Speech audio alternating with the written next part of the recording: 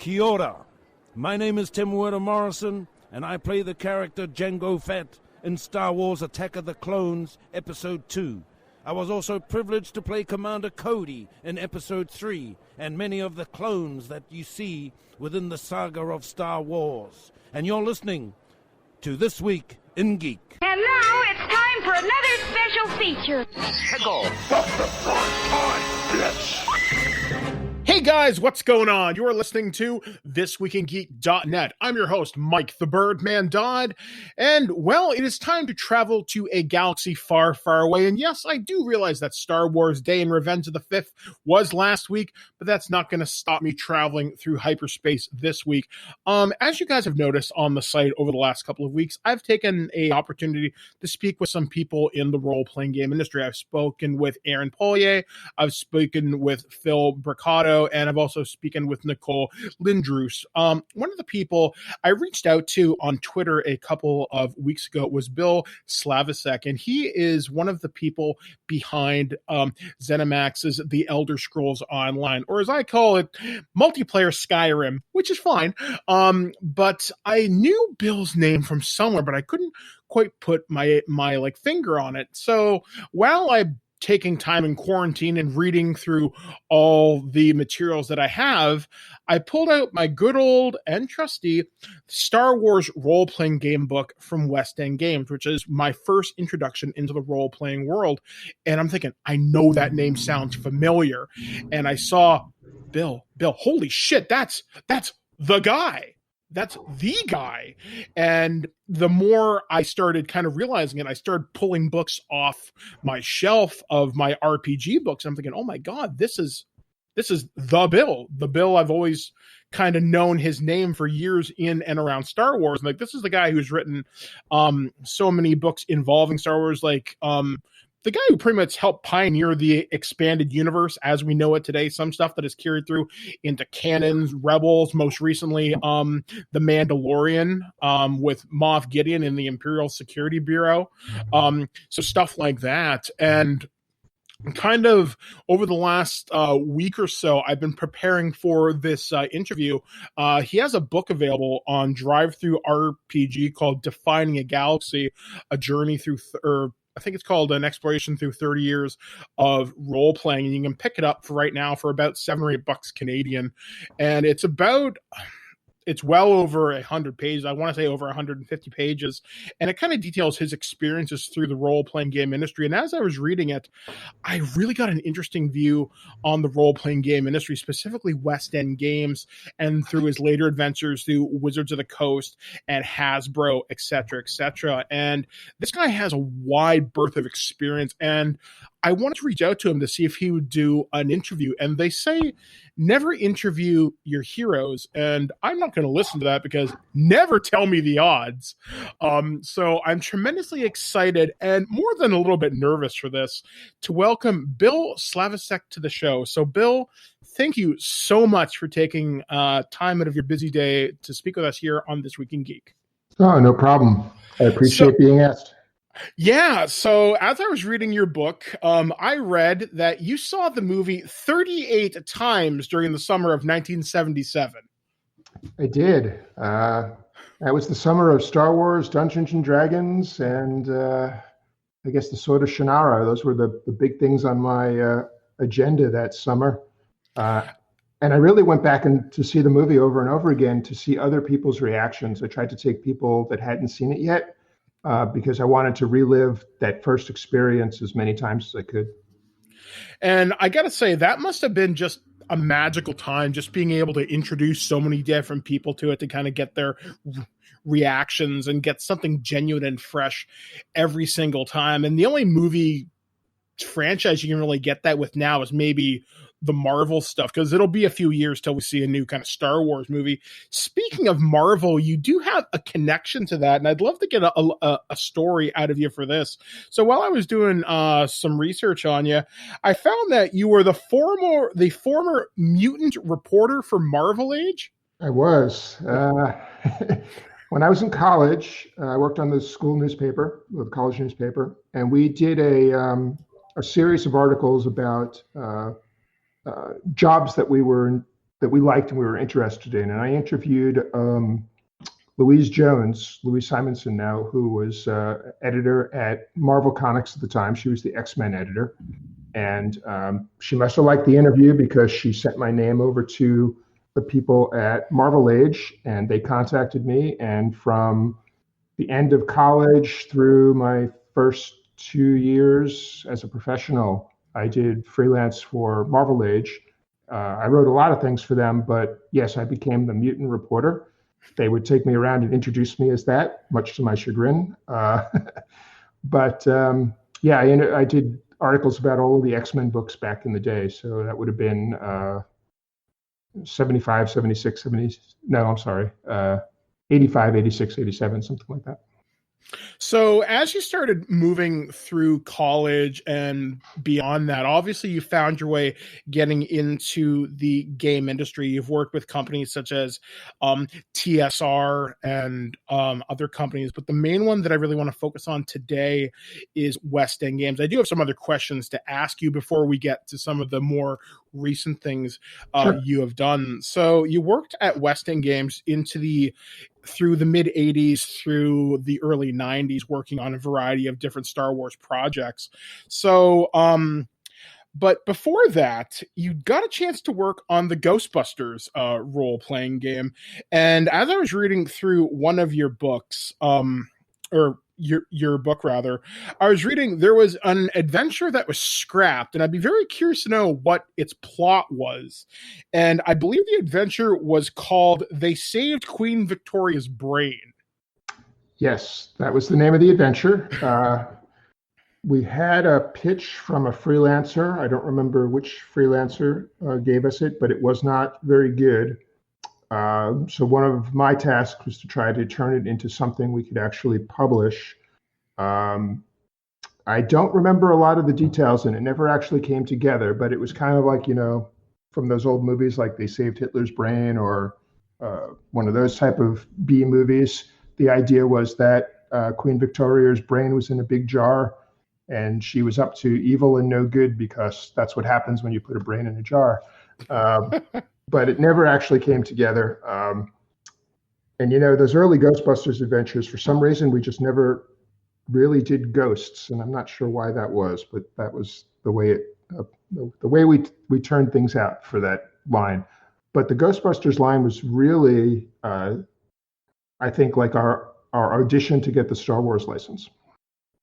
Yeah, because as I understand, the process to get a license back in those days was basically you would bid on a license, and at that time you were bidding against companies like FOSSA, TSR, etc. And West End Games got the bid because you bid over, I want to say it was TSR, you bid 100,000, they bid like 70 or 80 or something like that. That's the story I've heard. I was not involved at that level at the time in the company. So a lot of that I got secondhand. But it was something along those lines. And in addition to the bid, you actually had to present what you were going to do. And we showed them what we were doing with the Ghostbusters line and with our other products. And I think all of that together helped us get the license. Now, speaking of Ghostbusters, that was one of the games that I spent a summer tracking down on eBay. And let me tell you, getting sniped at the last second was not a particularly fun time. Eventually, I did get my hands on a box set at ludicrously overinflated prices, but it was worth it. One of the adventures you got a design credit on was Scared Stiff, and I don't think I have that adventure. Can you tell me a little bit about that one? Yeah, that's one that I worked on with the novelist John M. Ford. He did the original pitch for that, and I turned it into the adventure that we published. The idea was that your Ghostbusters franchise, which was the setting for the game, you played a franchise, was invited to speak at a conference called, I think it was QuackCon, which was something, and I forget what it stood for, but it was basically an acronym for quasi abnormality, something along those lines. And of course, when you get there, it's a trap. There's these aliens that are capturing ghosts, and that's the Scared Stiffs part. And they're using ghosts for a power source, I believe it was. and your Ghostbusters have to actually go the other way and save the ghosts from the aliens. That was the plot. That sounds like something that would work remarkably well with a game that would also come from Western games like Men in Black, actually. That was after my time, but yes. One of the other things that I read about in your book, because Western Games has also done a number of different role-playing games over the years, was Paranoia. And I knew there was the role-playing game license because you picked that up, I want to say, from Steve Jackson Games at one point. There was a board game developed, but it never made it to print. Can you tell me a little bit about that?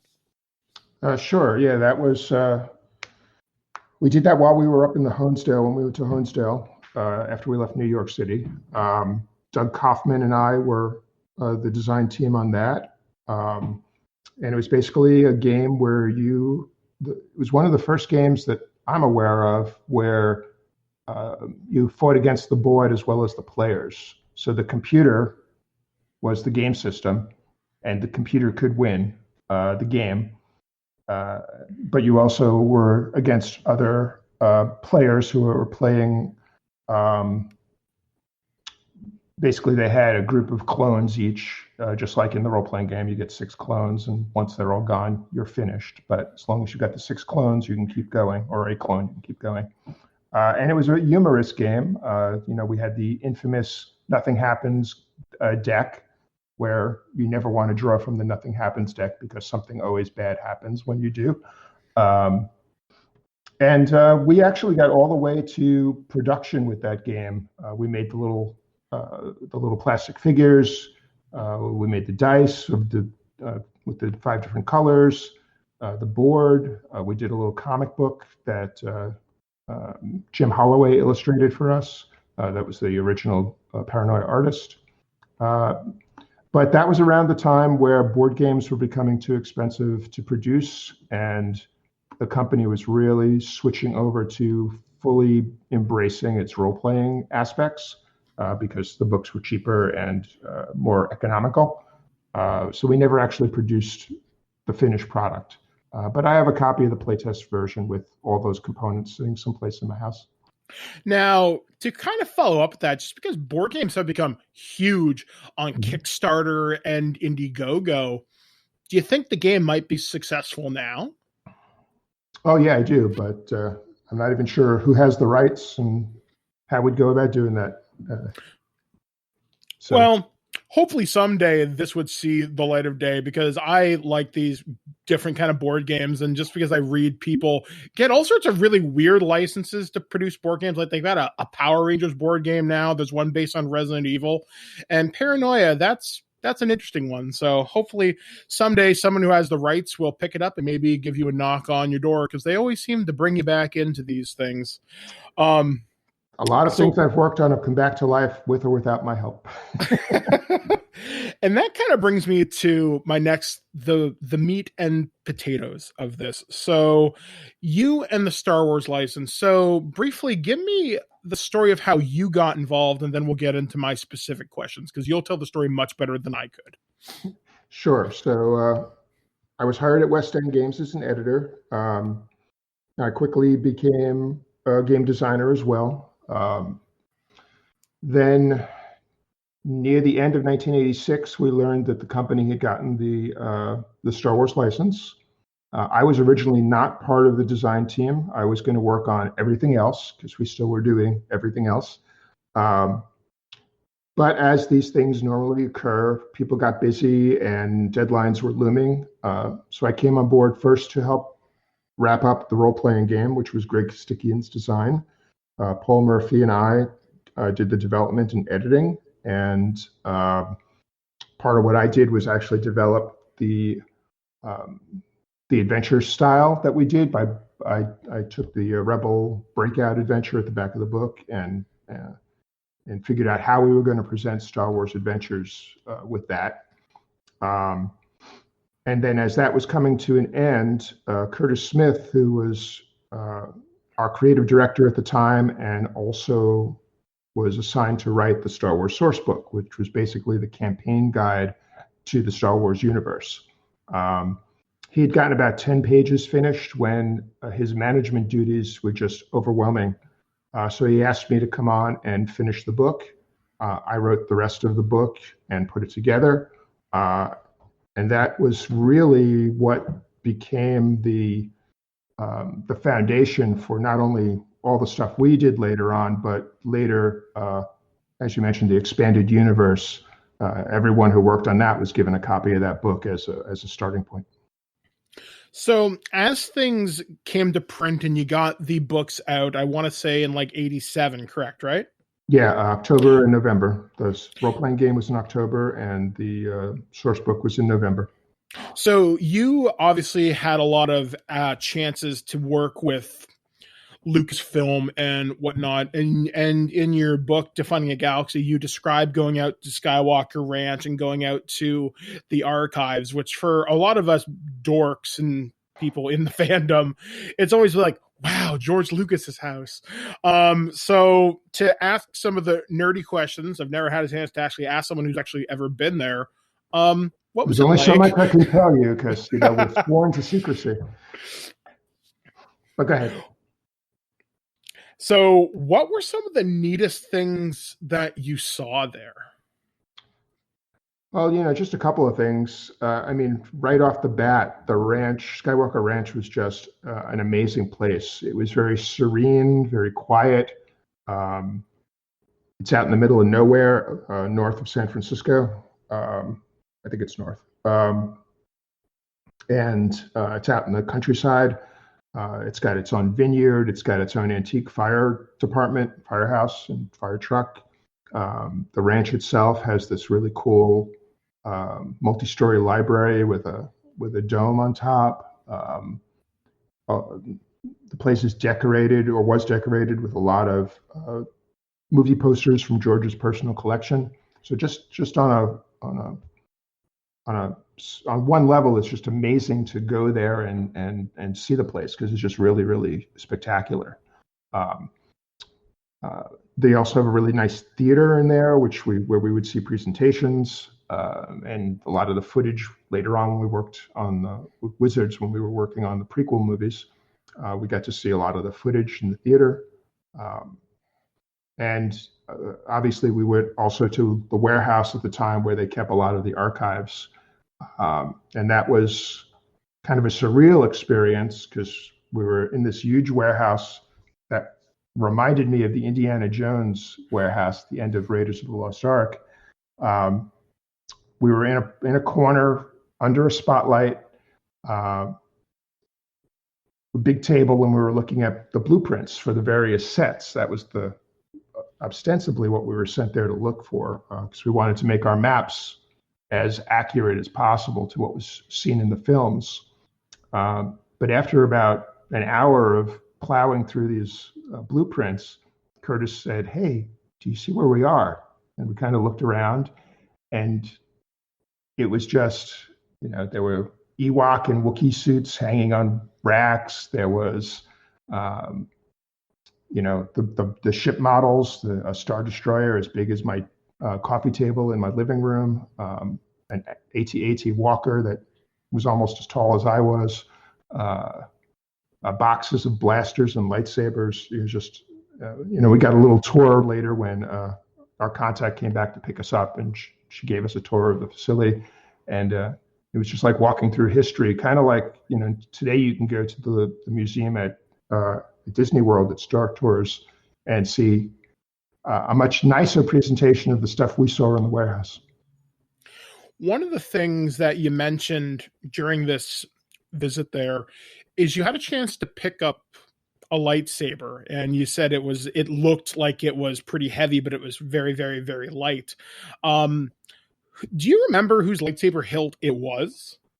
No, it was one of the, they made them out of various materials. This was a balsa wood one that was made, I guess, for the stunt fighting. That was my guess. But I quickly put it down because I did not want to break anything, and that belonged to Mr. Lucas.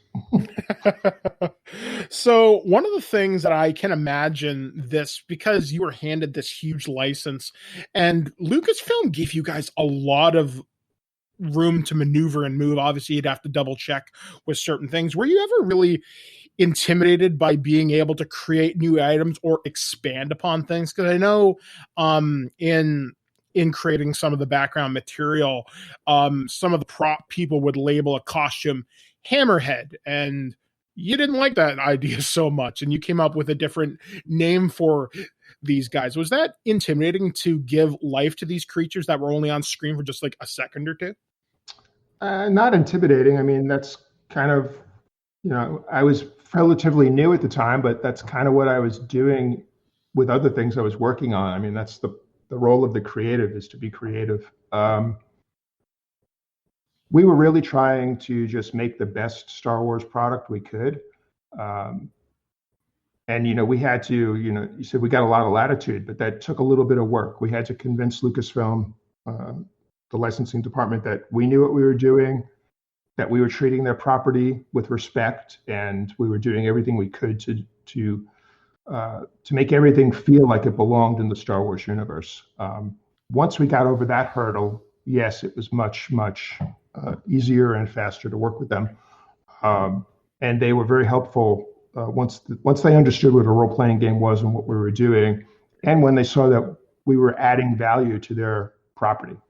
But no, I'm never intimidated by being creative. That's just what I do. So one of the things, and this is a question I've always had in my mind since probably about the mid-90s, because before the prequels, we'd always heard about the Clone Wars mentioned by Obi-Wan, and Timothy Zahn gave it a little bit of background, but it was never super given explicit instructions as to what happened way back when, because it wouldn't happen until like the 90s, or not the 90s, until like the 2000s, really, we'd really kind of find out. So you had that creative kind of roadblock kind of working there. So what was it like working with material that there were certain areas you couldn't really touch, but you can only kind of hint at? Like, how did you work around that?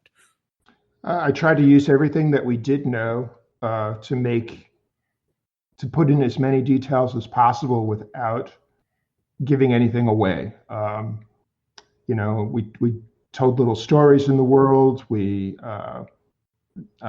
I regurgitated everything that we knew and then added what I could, without getting into so much detail that they would say, no, you can't say that. So it was a fine line, and I learned how to do that along the way. There's a little bit of back and forth with our review process. But there were things we were told definitely not to touch. We couldn't talk about Yoda and we couldn't talk about Yoda's race and background. That was a no-no. I couldn't say that stormtroopers were clones, even though that's what I had suspected all along. And I hint at it in my writing of that era, but I don't actually come out and say it. And things like that. You mentioned the Clone Wars. We could only really touch on the surface of what that was without getting into any detail. And for a couple of reasons, the licensing people didn't know what it was either, and George wouldn't tell us. We could ask George some questions, but we had to do it on index cards, and they had to be a yes or no question. And sometimes he would come back and say yes, and sometimes he would come back and say no. But we didn't really do that a lot because I knew what I was allowed to talk about, and that's kind of where I directed my efforts. So as you started working on the line and developing things and fleshing things out, obviously, as you mentioned, you were given a lot of creative latitude. What was the favorite alien species that you got a chance to really kind of flesh out and give life to? I had a lot of fun with the Ithorians and coming up with their name. Those were the Hammerheads you mentioned. As you said, a lot of the names for these guys were based on the prop master and how they could find them when they went back to look for the costume. And that's a great way to name them for that purpose. But for in the world, Hammerhead is at best a nickname and at worst a slur. So that's how we kind of treated it. We used that in the writing, but we also gave them a proper species name. And for them, it was the Ithorians. And I turned them into a herd species that traveled the galaxy in herd ships. They were big merchants and traders. They did traveling bazaars. I mean, we only see the one on Tatooine originally, who happens to be in the cantina. So, after that, everything else I'm just making up as it goes along, trying to base it on what I can see of the creature or the alien that we've been given in the movie. I also enjoyed working on the Gamorreans. I came up with the idea that they were a matriarchal society where the women hired out the men to be mercenaries across the universe. And you could tell who was the most powerful among the matriarchs by how many of these little slug-like creatures called morts they had all over their body. Little pets that they liked. It was kind of disgusting, but I had fun with that. So one of the other things I was kind of reading about, because Star Wars obviously produced a lot of adventure modules and whatnot, and there was one that I read about in your book, and I'm really curious to know more about it, because I kind of debating whether I really want to buy it now, because it sounds weird and screwed up. And that's something called Other Space and the Carry-On. Can you tell me about that? Yeah. So after writing the source book, there's a big change in the management structure at West End. All of my bosses disappeared. Eric Goldberg and Greg Kostikian went on to do other things. Curtis Smith went on to do other things.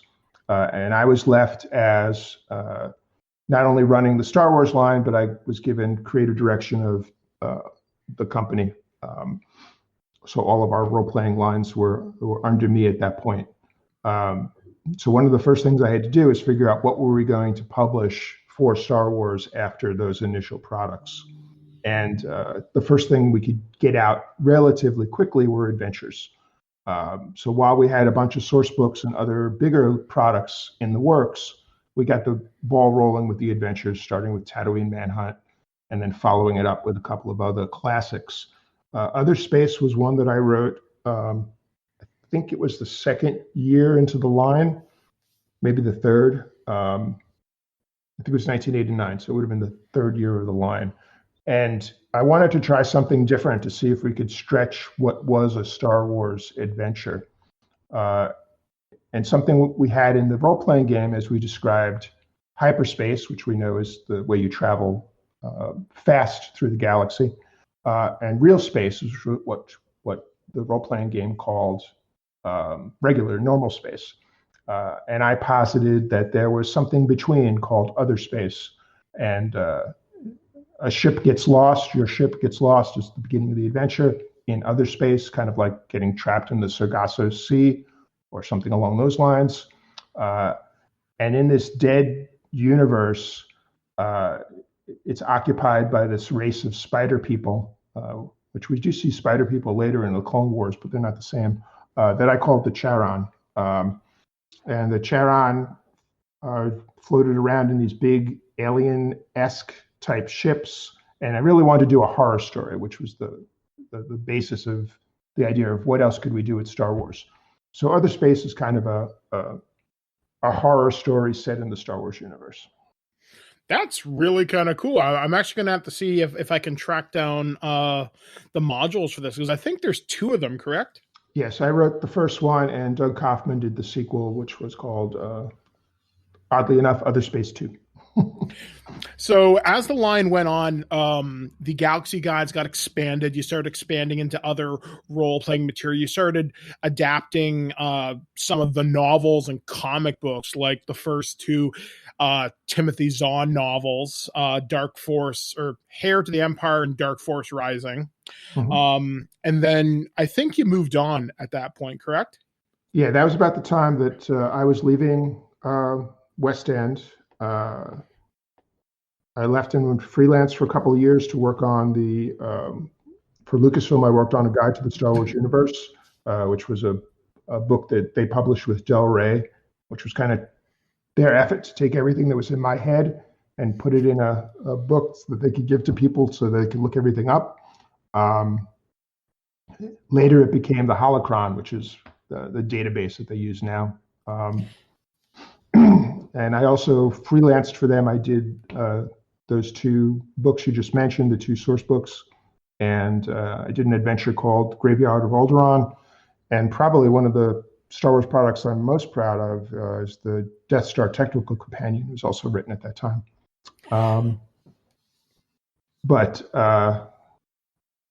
So that was after the first 5 years of the line. We had put out a bunch of products by that point, and then I moved on. So I want to ask you a couple more Star Wars questions before I want to ask you more about some of your other career things. So, as a creator who's influenced very much the expanded universe as we know it today, do you have any of your creations like action figures that are particularly neat? Like one of the action figures, I didn't know they made this one until I read about it in your book last night, is they made an action figure of Jodo Cast, which I didn't know. Yeah, they did a lot of things So the thing to realize is that when West End got the license, Star Wars was pretty much on the decline. The Marvel comics were ending. The Kenner action figure line was ending. There were no new movies in process or even in thought of. There were no novels coming out. We were the only license other than Star Tours, which opened at Disneyland, just about the same time as our game came out for the 10th anniversary. And for a couple of years, we were the only thing producing material for Star Wars. And as the licensing department began to see that there was more life in their line, and they started to hook up other licenses again, they would put together care packages of our product to give to the licenses because they were beginning to get the idea that they wanted everything to be connected. That everything was part of continuity. And that really came to fruition under the Disney property when they developed the story team, but that was many years later. Although we were kind of a version of that in the early days.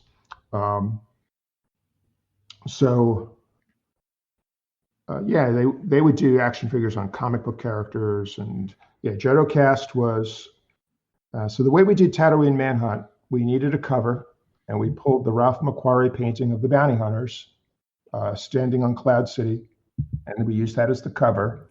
But we didn't want to put those guys up against potentially first level characters because that wouldn't be fair, and you couldn't actually interact or defeat the people we still see in the movies.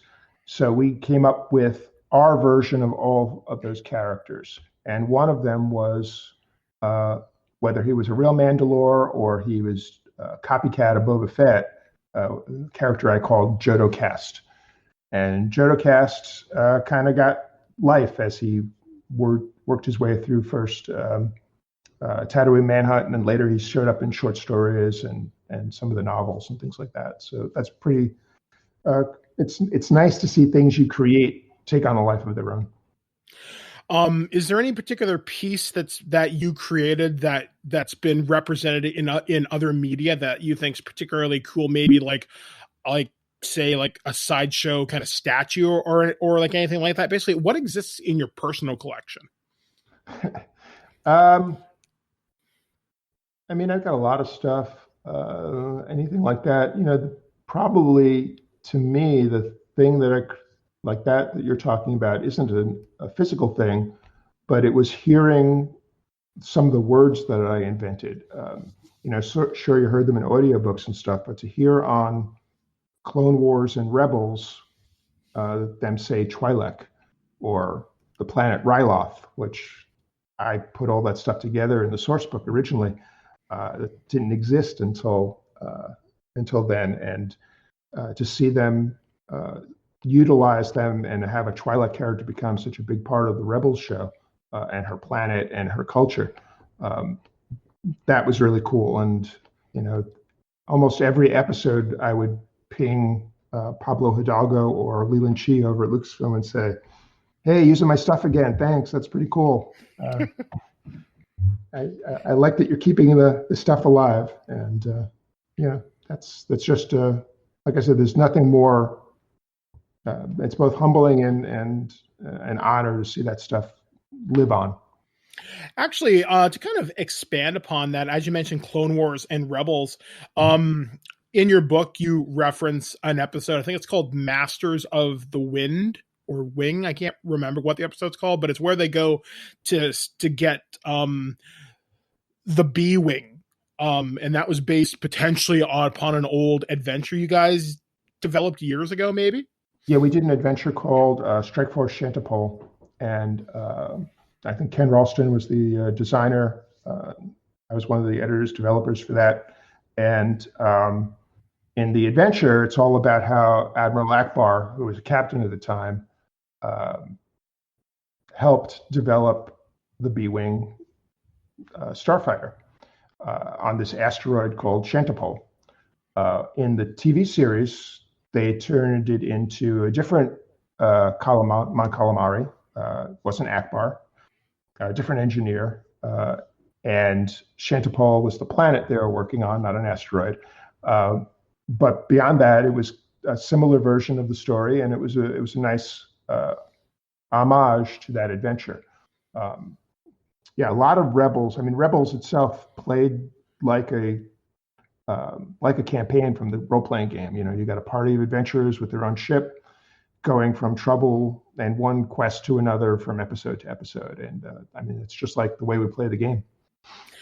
I got to say, that was probably one of the biggest draws when I watched Rebels is watching the first season. I was thinking, man, this feels really familiar. And it just kind of clicked when I was watching it with a friend of mine saying, man, this plays just like how we used to play in high school whenever we used to play the role-playing game at lunch. So it's nice to see that series carried the spirit and the thoughtfulness of the role-playing game forward. However, as the years have gone on, we've gotten more Star Wars media, and I'd love to get your thoughts specifically on the most recent piece, and that being The Mandalorian. What did you think of that? Oh, I like all Star Wars stuff, and except maybe the prequels. And Mandalore, we watched the whole thing. We're actually going to watch it again now that they just did the documentary, and we're going to go through it again just to relive it. But I thought it was done really well done. I enjoyed the series immensely, and I really like the way they're adding to the world with every new piece of property they come up with. All right, so I got just a couple more Star Wars questions, and then we're going to move on to Dungeons and Dragons. I'm a big dork there too. So these are very, very rapid fire. So who is your favorite character from the Disney era, favorite classic, and favorite RPG only character? From the Disney era, I guess I would say Rey. I liked the character of Rey. Classic.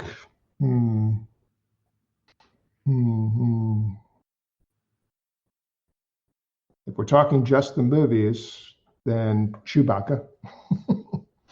If we're talking beyond the movies, in Clone Wars, I liked Ahsoka. And from Rebels, Sedula is probably my favorite. So, and who is your role-playing game? Yep.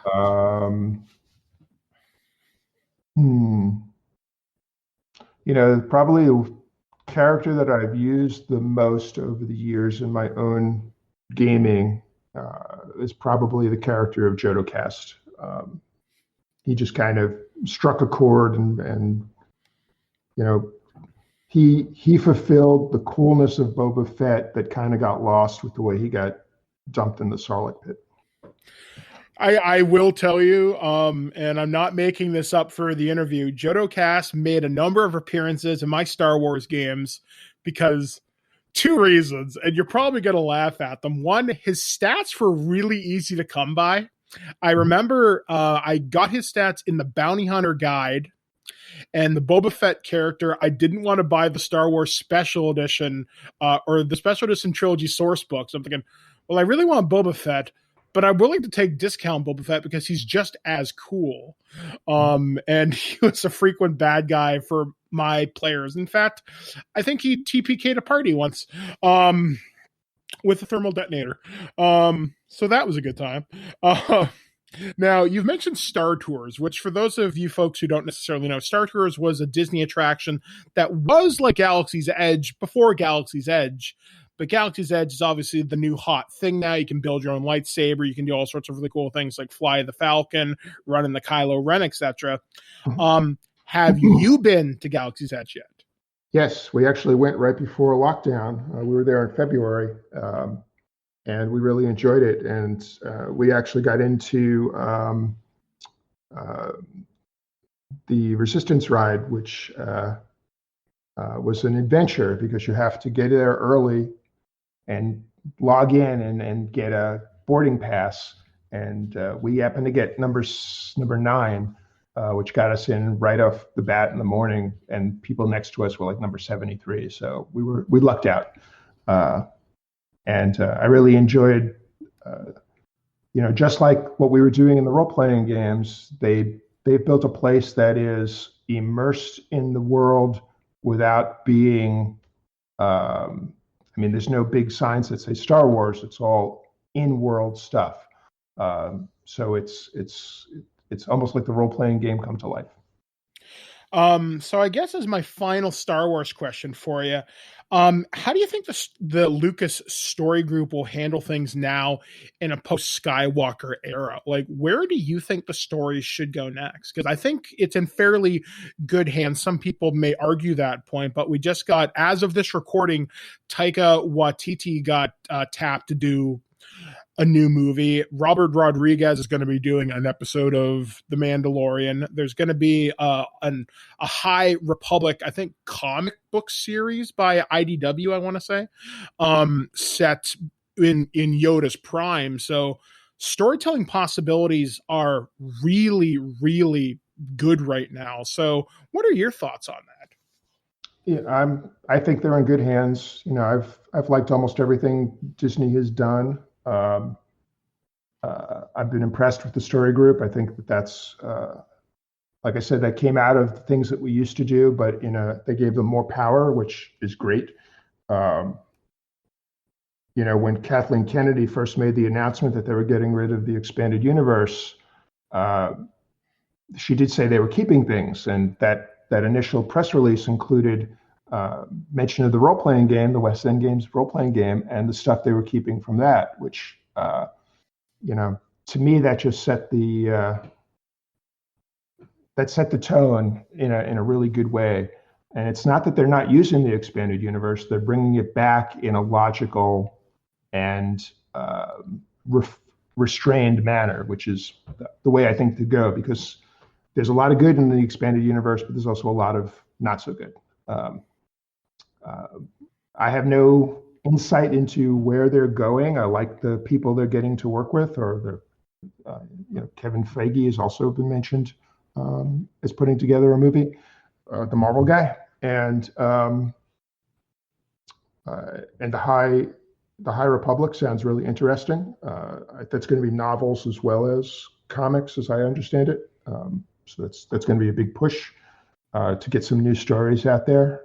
I'm just looking forward to seeing what comes next. And the TV, I think the Disney Plus stuff is going to be really where they can do some exciting stuff, because long form, as we see with The Mandalorian, you can tell a little more complex and interesting story than you can in a 2-hour movie. Yeah, I got to say, I'm really looking forward to see what happens with the Disney Plus stuff myself. I'm particularly looking forward to the Obi-Wan series whenever that happens, because I love Ewan McGregor and everything he does. And Mandalorian season 2, October. So we're going to shift things away from a galaxy far, far away and go to a different place of swords and fantasy, and that's Dungeons and Dragons. And you've had quite a history with that too. So I'd like to talk to you a little bit about the roles you've had with Dungeons and Dragons over the years. And one of the big ones you did was R&D over there. And what does that role precisely entail? So for Dungeons and Dragons, first and foremost, I was a player and a dungeon master. That's really where I got my start in sophisticated gaming. The same year as I saw Star Wars was when I really got into Dungeons and Dragons as a player and a game master. Later on, I freelanced. I did a adventure for Dungeon Magazine, and then I started to do other products for them as a designer and an editor. I was hired in 1993 as a game designer, and by 1997, I was creative director for one of the teams. And when we went out to Wizards of the Coast, I became director of R&D. Basically, the director of R&D, my role at Wizards was I was in charge of all creative aspects of Dungeons and Dragons and the other role-playing lines that we were doing at the time. Later, that included the novels as well, the magazines. But it was mostly, over those years, it was the game itself. And so for 14 years, I helped sail the ship that was Dungeons and Dragons from a creative aspect. So, from the end of second edition through third edition, fourth edition, and the very beginnings of what became fifth edition. So one of the things I noticed, and I've seen your name attached to, is a campaign setting that I think is really neat because it reminds me a lot of Final Fantasy, and I'd love to hear your description of it in your own words. Tell me about the Eberron campaign setting. Sure. Eberron came out of a setting search that we did with the community, where we invited fans and professionals alike to submit one-page write-ups of the campaign world they'd like to see next for Dungeons and Dragons. We figured we'd get a couple thousand of them, and we'd pick a good one.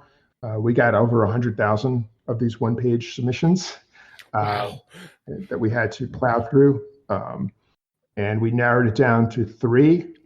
And one of those 3 is the one we decided to publish. It was from Keith Baker.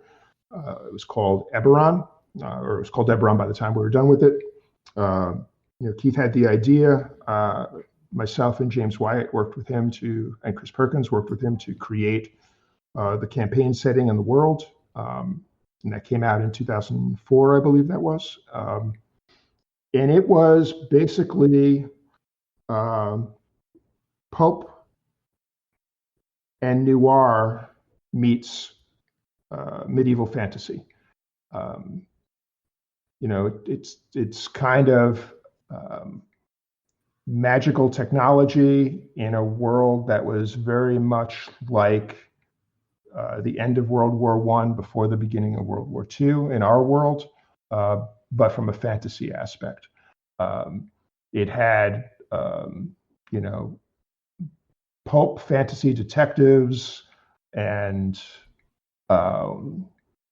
warforged, constructed robot-like people who fought the war for you. And there were things like the lightning rail, which was a mechanical or a magical conveyance that could get you around the world. It was kind of like we pictured combining Indiana Jones, the Maltese Falcon, and D&D, and putting it all together, shaking it and seeing what we got. And what we got was a campaign setting that I'm very proud of. I always thought it was one of the more interesting campaign settings that took that took the idea of D&D, changed it up way more than anything I'd ever seen before. The only thing I could even think close to how things changed that much was maybe Dark Sun, because it felt so different to me. Like Ravenloft is gothic horror, but it's still D&D at its core. Eberron was, like you said, like lightning trains and warforged. It was unlike anything I'd really ever seen before, and I thought it was really kind of neat. So through your work working but on... at its core, it was still Dungeons and Dragons. We made sure that everything that you had in the player's handbook or the monster manual existed in the world, just with a different spin on it. So I guess during your thime there,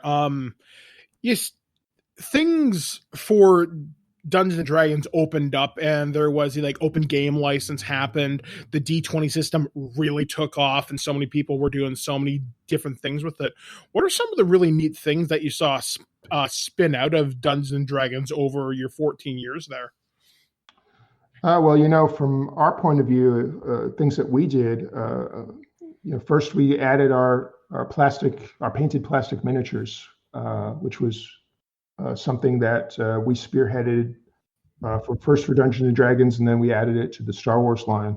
And we did it both as a miniatures game and as an accessory for the role-playing game, trying to give you quick access to relatively cheap but still quality figures if you were the type of player who liked to play with representation as opposed to purely in your imagination. That was one of the interesting breakthroughs, because before that, metal minis were expensive and you had to build them, paint them, buy them. There was a lot more involved with the metal miniatures that were what was available before the plastic. Other things, with the D20, we expanded into. We added the D20 Star Wars game when the license came back to when West End Games closed. Wizards picked back up the license, and I got to work on it again in a second shot at it, as it were. And that was around the time of the prequels. We also did D20 Modern, which was trying to let you do Dungeons and Dragons type play with that game system, but in a modern setting, whether you wanted it to be gritty crime drama or techno thriller or urban fantasy. You could play all of that with D20 Modern. We did a D20 Cthulhu game. We did a Wheel of Time. So we were trying a lot of different things, and some of them worked, some of them didn't, but they were all very interesting. And that's the R in the R&D. Do a lot of research and development to see what happens. Other companies were doing stuff with the license. Some of it was good, some of it wasn't. But it was an exciting time, and it was interesting to see all of that happening. I think if I have one regret, is so much was focused on doing D20 that we didn't see other types of games during that period, or at least not a lot. Could you expand upon that a little bit? Well, when I got into the industry, you had, like I said, you said Paranoia, Ghostbusters, Star Wars, Dungeons and Dragons, Traveler, Shadowrun. Vampire came out. Those were all different games, different systems. They were all trying to do similar things, but do them their own way. Under the D20 license, everybody was doing basically the same thing, and either adding to D&D or trying to shift the setting a little, but it wasn't quite the same as watching the different companies do new games, as opposed to just build upon the base core mechanic of Wizards. Okay. Actually, you did mention Ghostbusters there again, and I meant to ask this earlier, but it just kind of came to me. With Ghostbusters, it was going to come in the theaters, and then, 2020 happened. Supposed to happen next March. If someone were to retake on the Ghostbusters license as a role-playing game, because your game, or the game that came out in the 80s, was very lighthearted, there were brownie points. It wasn't heavily based around combat. It was based around a cinematic, fun experience. I've actually ran a couple games of it myself and had a remarkably fun time with my players. So I guess my question to you is, Bill, if you could design a modern reinterpretation of the Ghostbusters, and you can involve the classic team, the 2016 team, or the comic book stuff, what would you do to make the game more modern, but yet still be in that style of fun cinematic stuff? Well, I'd always go for the cinematic. Most of the games I've worked on over the years have always had that cinematic touchstone, that feel to them. I think the first thing I'd want to do is I'd like to see the new movie and see where they're going and try to connect up with their sensibilities, at least if it's good. Because I think that's always important to, one of the reasons the Star Wars game, for example, worked so well is you knew what you were playing. Everyone knew that world when they got to it. You didn't have to learn anything other than how to roll the dice. And that's very powerful when it comes to these kinds of properties. What would I do with Ghostbusters? That's an excellent question.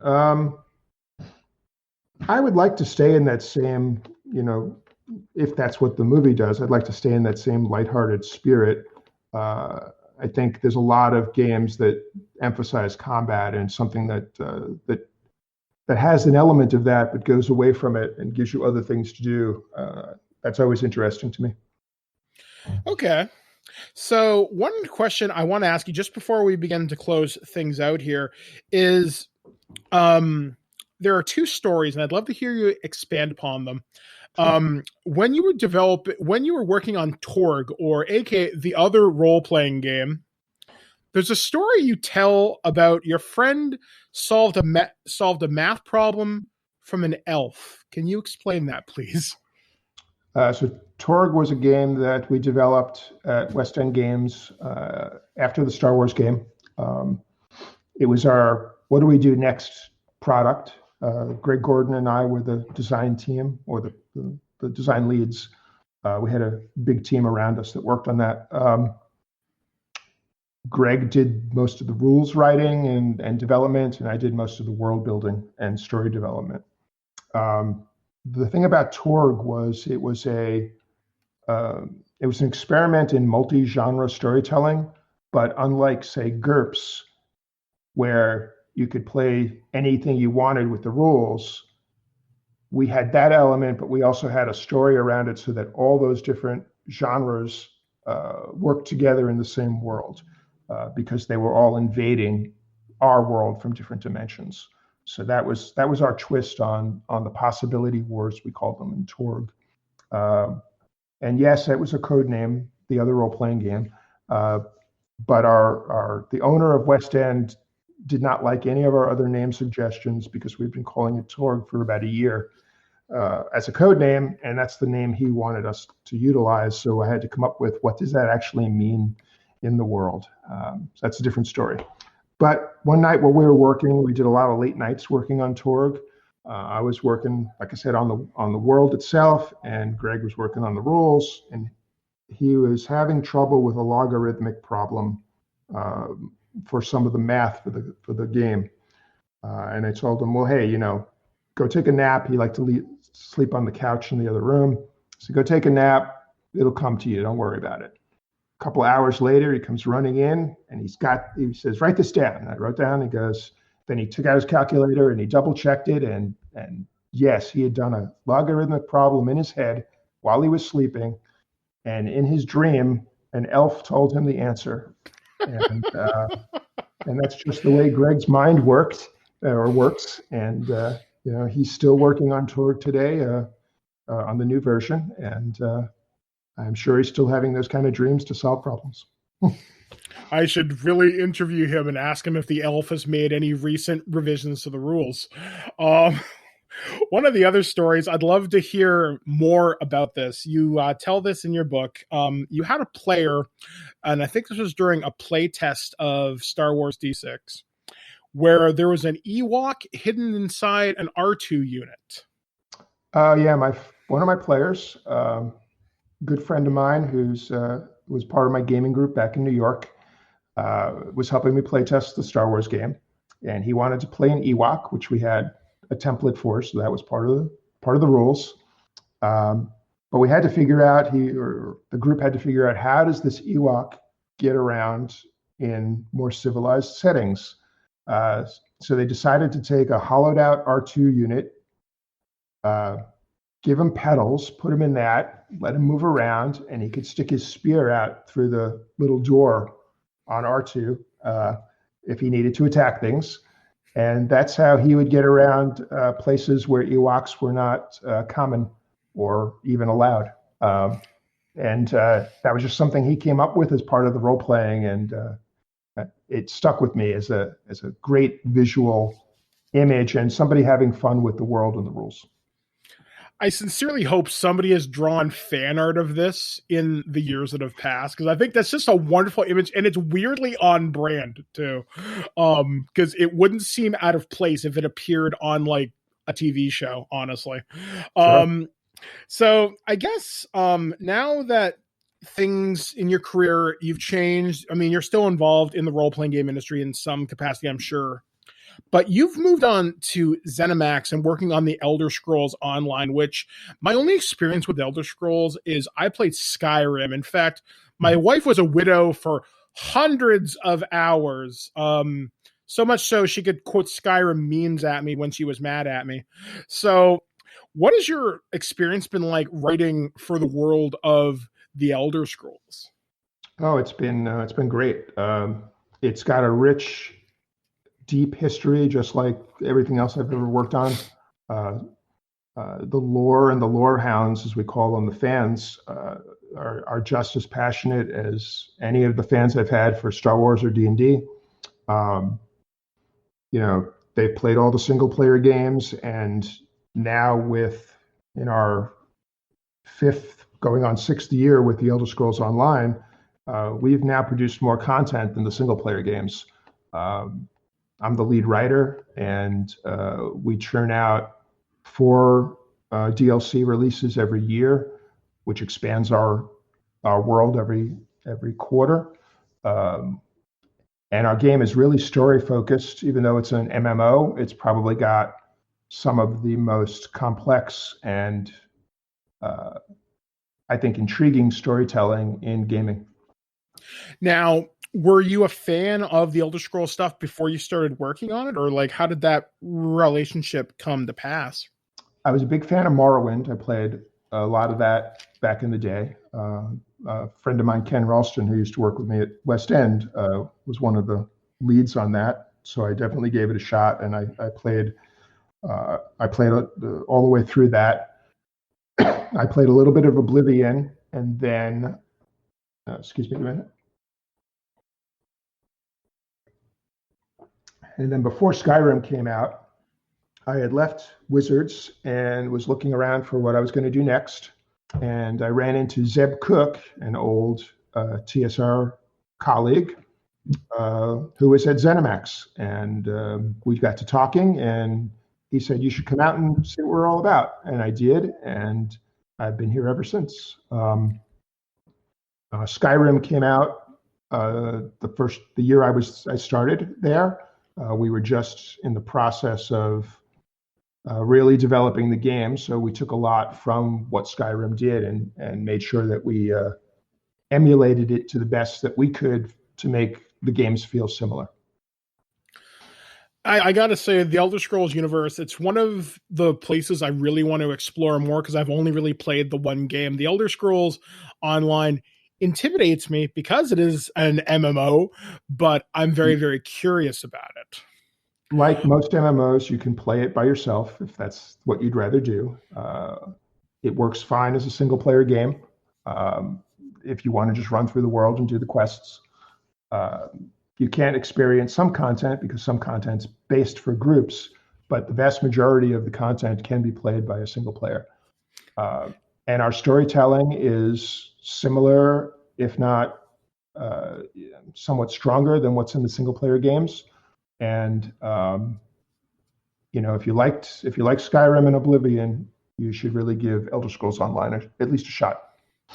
Now, here's a goofy question for you, and I'm sure someone in the audience will smack me for asking, but can I collect wheels of cheese? That's a Skyrim. Oh, yeah. Oh, yeah. Well, I won't give anything away, but there might be something like that in the upcoming chapter that's coming out in June. It's called Greymoor. And in that chapter, we go to Western Skyrim, and there might be some cheese involved. Oh my God, I'm so excited.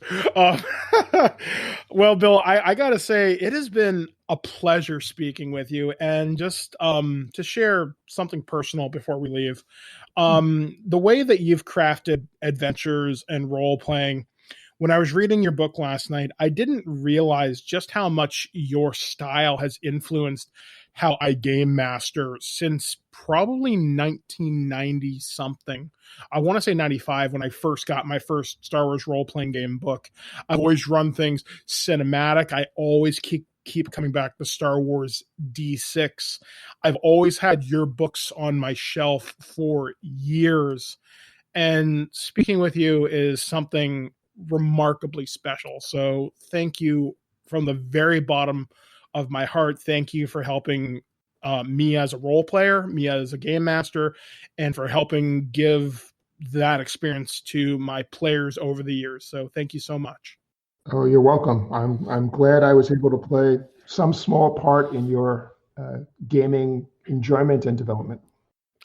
All right, guys. So that was my interview with Bill Slavicsek. So if you want to check out some of his stuff, you can go check out the Elder Scrolls Online. You can still buy the Fantasy Flight re-release of the Star Wars West End role-playing game on Amazon right now. I know there were some problems earlier in the year because I think the license may be lapsing soon. I don't know, but you can still get it. Look around. If you want to get the older Western game stuff on eBay is remarkably affordable, though buy that stuff up because it's remarkably fun. Some of it has been relegated to Star Wars, what's quote unquote called Legends now, but it doesn't mean it's not any less cool. And just check out his stuff. It's a fantastic read. There's a book on Drive-Thru RPG that he wrote called Defining a Galaxy. Please read it, guys. It is worth your read. You'll finish it in a night.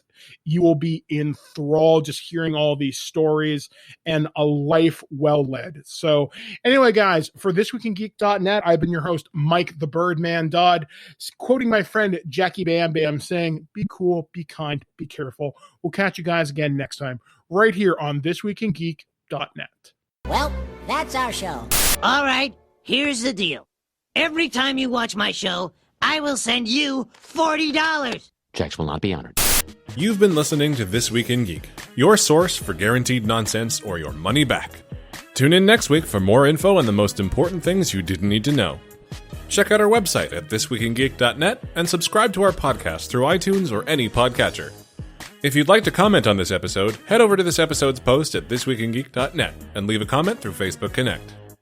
Follow us on Twitter at ThisWeekInGeek.net and follow our Instagram at twig_official_podcast. Social media not your thing? Send us an email at feedback@ThisWeekInGeek.net. We'll see you next time, and remember, lower your shields and surrender your listenership. Just when you think this show is terrible, something wonderful happens. What? It ends. I have to go. Somewhere there is a crime happening.